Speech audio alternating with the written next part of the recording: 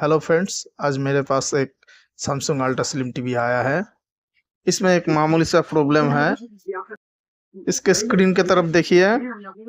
Screen में top portion की height ठीक दिखाई दे रहे हैं, लेकिन नीचे से इसका स्क्रीन थोड़ा सा छोटा है।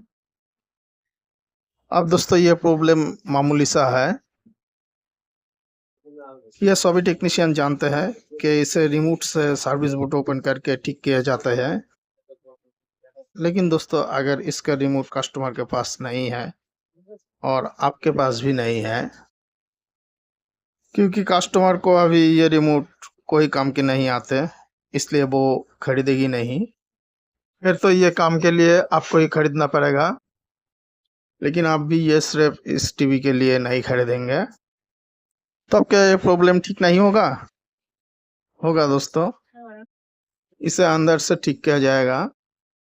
दोस्तों ये सिर्फ सैमसंग टीवी की बात नहीं है, किसी भी कंपनी का किसी भी साइज का सीआरटी टीवी की बात है।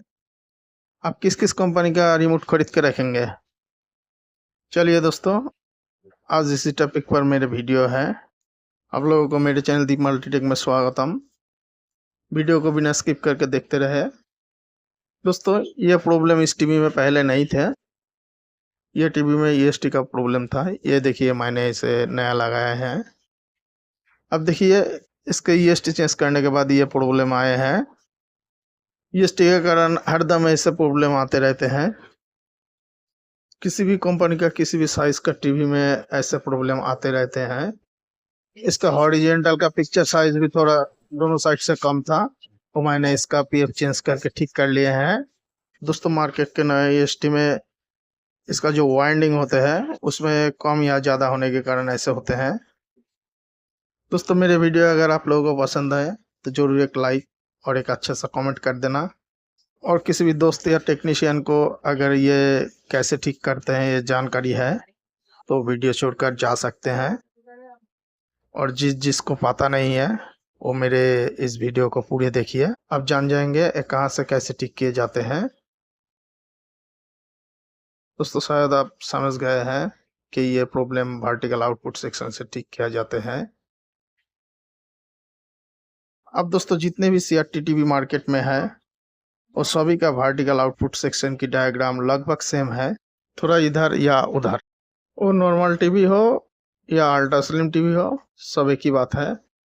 अब दोस्तों बात आते हैं, ये जो वर्टिकल ऐसी है इनमें LA78041 लगा हुआ है। अगर दूसरा नंबर का आईसी यूज किए गए हैं तो क्या होगा?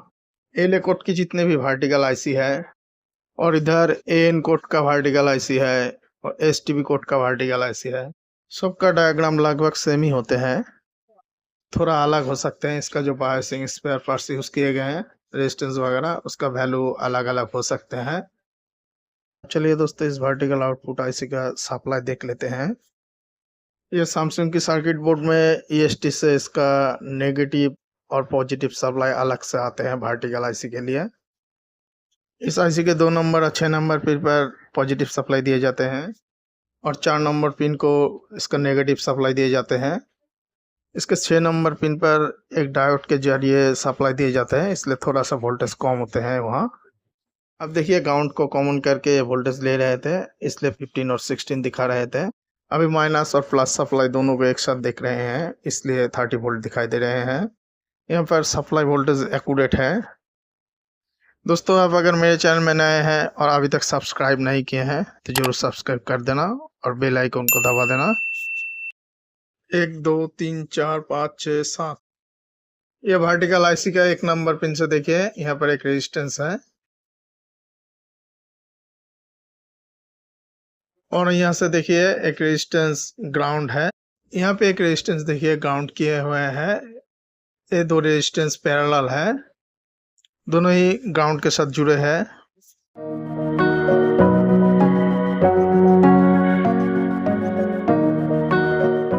अब देखिए यहाँ से एक जंपर होकर एक ट्रैक किधर गए हैं,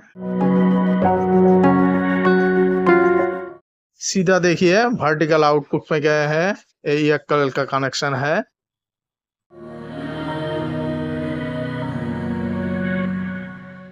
समझने की कोशिश कीजिए।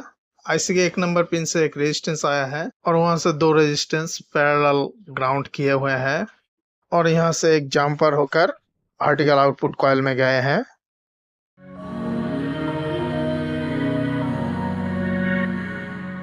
उन 2 रेजिस्टेंस में से एक देखिए 1 ohms क्वार्टर वाट का और यहाँ पे देखिए दूसरे एक रेजिस्टेंस है ये भी क्वार्टर वाट का 2.2 ohms का। ये दोनों रेजिस्टेंस एक साथ पैरेलल में ग्राउंड के साथ जुड़े हैं। अब हमको यहाँ पे जो करना है ये जो 2 रेजिस्टेंस है इसका पैरेलल में लो ओम्स का रेजिस्टेंस लगा के देखना है इसका हाइट कितना भर रहे हैं। यहाँ पर कोई भी लो ओम्स का रेजिस्टेंस लगाने के बाद आपको पिक्चर ऐसा बढ़ते हुए दिखाई देंगे।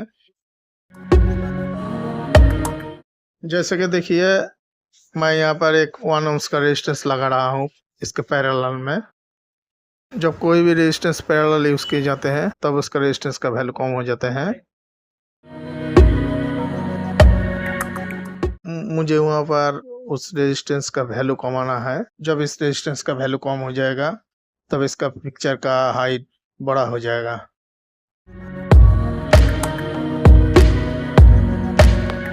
यहाँ पर देखिए मैंने इस रेजिस्टेंस को उसके पैरेलल में ही लगाए हैं।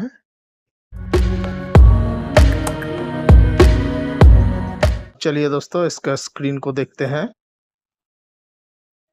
यहाँ पर देखिए दोस्तों इसका हाइट तो बढ़ गए हैं लेकिन इसका हाइट ज्यादा ही बढ़ गए हैं। इसका पिक्चर अंदर की तरफ चला गया है।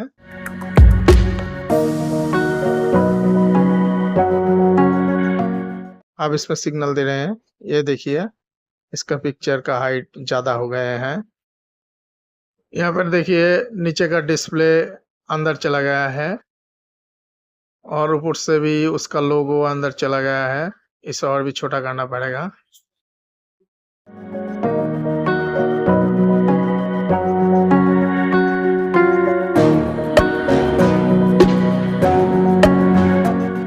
अब दोस्तों ये जो रेजिस्टेंस है उसका वैल्यू कम ज्यादा करके देखना है यहाँ पर किस रेजिस्टेंस से इसका पिक्चर ठीक आ रहे हैं उस हिसाब से यहाँ पर रेजिस्टेंस लगाना है।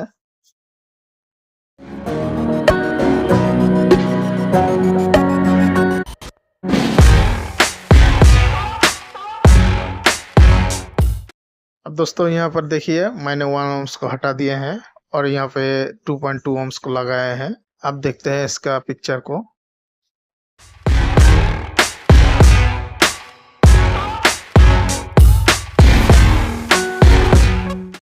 यहाँ पर देखिए हाइट थोड़ा सा कम हुए हैं लेकिन फिर भी ज्यादा है। इसे और भी कमाना पड़ेगा।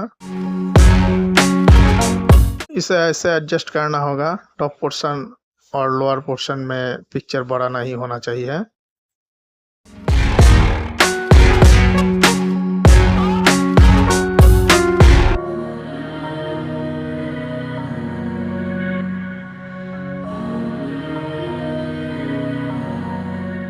अब दोस्तों फाइनली इसका पिक्चर एडजस्ट हुआ। यहाँ पर मुझे 2 4.7 ohms रेजिस्टेंस सीरीज करके लगाना पड़ा। यहाँ पर रेजिस्टेंस सीरीज होने के बाद इसका वैल्यू बढ़ जाते हैं। 2 4.7 ohms रेजिस्टेंस सीरीज होने के बाद आपको 9.4 ohms मिलेगा।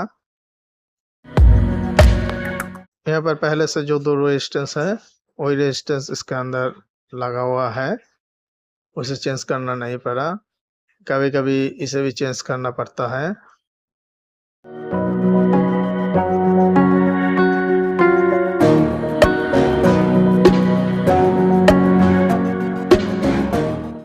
मैं यहाँ पर टेप यूज करके इसे अच्छे तरह से बिठाया है क्योंकि किसी वजह से शॉर्ट ना हो जाए।